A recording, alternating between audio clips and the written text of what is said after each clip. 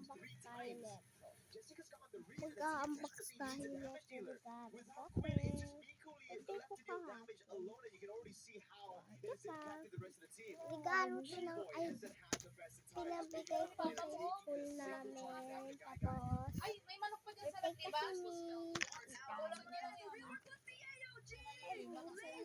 yan.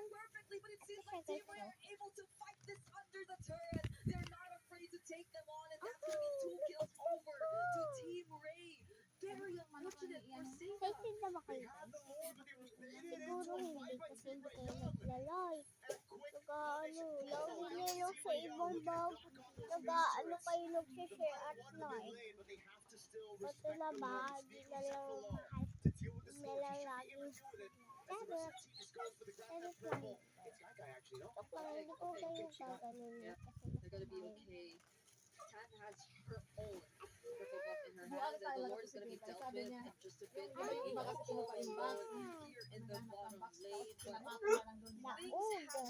Daog. Daog Kasi guys, daog. Sir, minsan ginagawa ko yun. We're reaching the 20-minute mark, and a lot of things are going to be much Oh, expensive, nasira especially yung if you get face. taken out at this Yaman point. You ako. only have a Yaman. longer death Oh! timers. You see some mentality pickups, but is going to be the main Oh, task may at this lunar. for both Team Ray and May Zeta. lunar. It will not be as easy of a target to just take out Pagkasa. the Bulaga armor from Guy Guy 2 is 603. It doesn't seem like the Lapis best at pambura. possible option if you just really want to go in Pambura. for those pick-off attempts, because you really have to fight them head-on through team fights if you're looking at the composition from Team Wait, Ray. wait ko nilang So at this point, Guy Guy is just completely online. On top of the fact that Namai just picked up that holy crystal. It's all about the late game now. Equipment built up, and we know when it comes to the late game, it comes down to how they're able to also utilize the macro.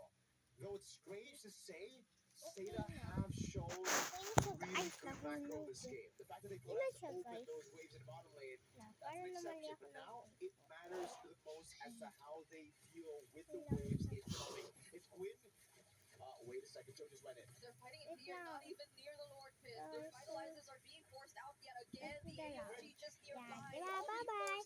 Part 2 pa. But no one's going down just yet. A knockback to Otufanwa has the immortality. It's going to be okay. No one goes down in that exchange. And this is quite beneficial for Team Ray Young if they're able to recall time and get back up here, because the wave in the bottom lane is pushing towards Seda.